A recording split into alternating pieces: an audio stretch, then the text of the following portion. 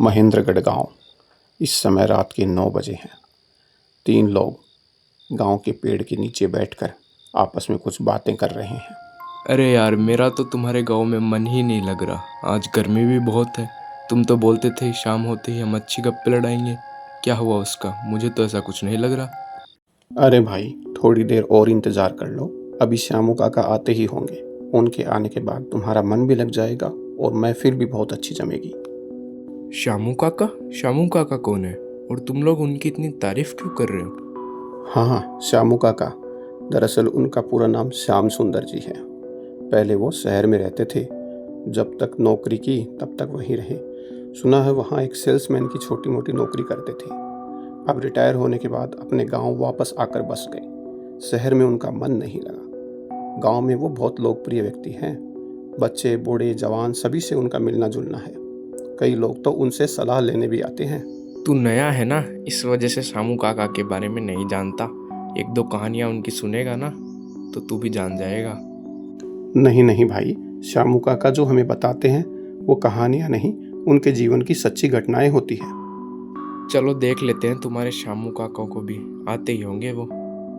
सभी लोग बात कर ही रहे थे, तभी एक वृद्ध व्यक्ति आते हुए दिखाई दिए। ये श्यामू काका ही थे। फिर काका उनके पास आके बैठ जाते हैं। सभी उनको राम राम बोलकर अभिवादन करते हैं। तो आप ही हो वो श्यामू काका जो मेरे दोस्तों को घटनाएं सुनाते हैं? हाँ बेटा, मेरा ही नाम श्याम सुंदर है। ये लोग मुझे प्यार से श्यामू काका बोलते हैं। पर तुम्हें पहले कभी इस गांव में नहीं देखा। तुम मुझे नए लगते हो। हाँ काका, ये मेरा दोस्त है, पास के ही गांव से आया है। काका, आज तो कोई मज़ेदार सी कहानी हो जाए। बारिश का सुहावना मौसम हो रहा है, रात भी हो गई है। ऐसे मौसम में आपकी कहानी सुनने को मिल जाए तो मज़ा आ जाएगा। बेटा, एक पुरानी घटना मुझे याद आ रही है जो मैं तुम लोगों को बताता हूँ। दरअसल ये घटना वास्तव में मेरे साथ घटित हुई थी। उसी के बारे में मैं आज आप लोगों को बताता हूँ। बेटा, मैं शहर में एक कंपनी में काम करता था तथा कंपनी के काम से मुझे अलग अलग जगह पर जाना पड़ता था। कई बार तो एक ही गांव में हर हफ्ते भी जाना पड़ता था। उस ज़माने में मोबाइल और टेलीफोन नहीं होते थे।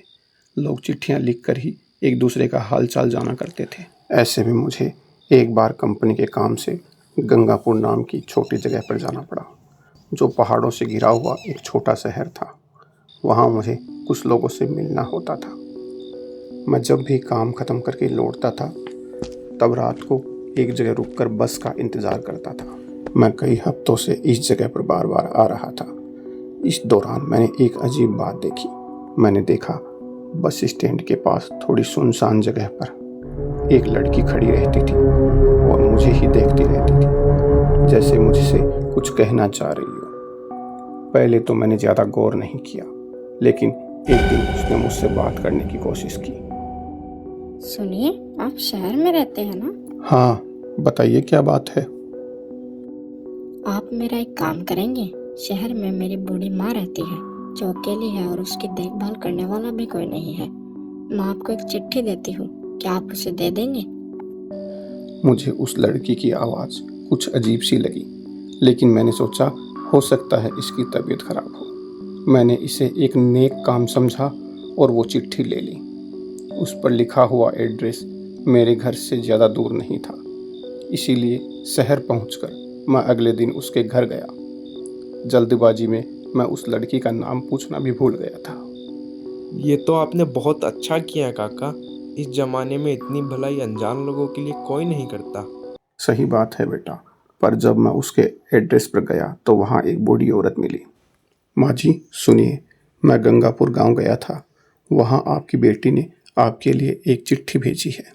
ऐसी बात सुनकर उस बूढ़ी औरत की आंखों में से आंसू आने लगे। वह मुझे काफ़ी बीमार और थकी हुई लग रही थी। उसने मुझे अपने घर के अंदर बुलाया और अपने पास बड़े ही प्यार से बैठाया। क्या बताऊं बेटा, जिस लड़की से तुम मिले थे वो मेरी बेटी ही है। उसका नाम रोजी है, लेकिन मैं पिछले 5 सालों से उससे नहीं मिली क्योंकि उसने अपनी पसंद के लड़के से शादी की थी। इसीलिए मैं उससे थोड़ी नाराज चल रही थी। और उसके ससुराल वाले भी अच्छे लोग नहीं हैं। उन्होंने उसकी शादी के बाद आज तक उसे मेरे पास एक बार भी नहीं भेजा। मैं काफ़ी दिनों से बीमार चल रही हूँ। डॉक्टर ने मुझे कहा है कि अम्मा जी आपका ऑपरेशन करना पड़ेगा और इलाज के लिए 20,000 रुपये की ज़रूरत पड़ेगी। फिर उस महिला ने मुझसे कहा, बेटा मैं ज़्यादा पढ़ी लिखी नहीं हूँ, क्या तुम मेरी बेटी की चिट्ठी मुझे पढ़कर सुना दोगे? मैंने वो चिट्ठी खोली और उसे पढ़ना शुरू किया। उस चिट्ठी में एक ख़ास बात लिखी हुई थी कि अपने घर के पुराने स्टोर रूम में एक अलमारी है, उसको ज़रूर खोलना। फिर आपने क्या किया काका? क्या आपने वो अलमारी खोली? हाँ बेटा, मैं उस बुज़ुर्ग महिला को लेकर घर के पीछे बने स्टोर रूम में गया।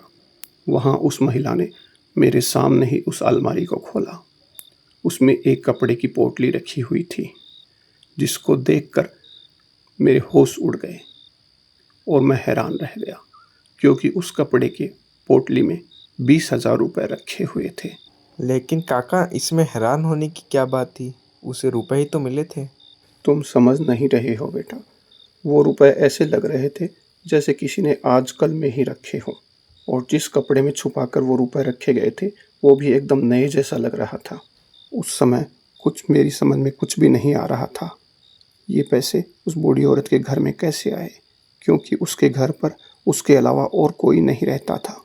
लेकिन फिर भी मैं उस बूढ़ी औरत के लिए बहुत खुश था, क्योंकि मुझे पता था इतनी बड़ी रकम से अब उसका इलाज आराम से हो जाएगा।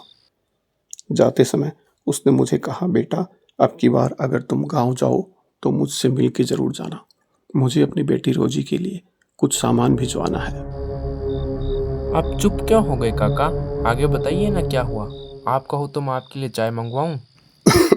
नहीं नहीं बेटा, चाय की कोई ज़रूरत नहीं। अब आगे की घटना सुनो। अगली बार जब मैं शहर से उसी गांव जा रहा था तो उस बुजुर्ग औरत से मिलने दोबारा उसके घर गया। उन पैसों से उसने अपना इलाज करवा लिया था। अब उसने मुझे एक शॉल और कुछ मिठाई अपनी बेटी रोजी को देने के लिए दी। साथ ही उसके ससुर और पति का नाम भी बताया कि गांव में मैं उसके ससुराल जाकर उसकी बेटी को वो सारी चीज़ें दे दूं। रात के समय में काका की कहानी ने सबको उलझा के रख दिया था। सब लोग अजीब नज़रों से काका की तरफ देख रहे थे और उस घटना का आनंद ले रहे थे। तभी काका ने आगे बताया, उस बुजुर्ग औरत से सामान लेकर मैं चला गया।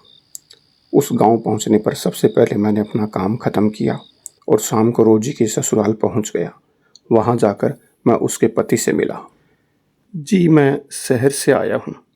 रोजी की माँ ने उसके लिए कुछ चीज़ें भेजी है, आप उसे बुला देंगे? मैं उसे ये चीज़ें भी दे देता हूँ और उससे मिल भी लूँगा। क्या कहा? रोजी से मिलना है? आपका दिमाग तो ठीक है? उसे मरे हुए 3 साल हो चुके हैं। क्या? मैं नहीं मान सकता। मैं पिछले हफ्ते ही उससे मिला हूँ। आप मेरी बात का विश्वास कीजिए, मैंने उसे देखा है। हरिया, इस आदमी का दिमाग खराब है, इसे बाहर भेज दो।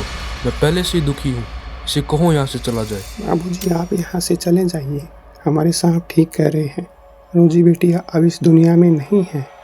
हे भगवान, काका आपके साथ इतनी भयानक घटना हुई थी, आगे क्या हुआ?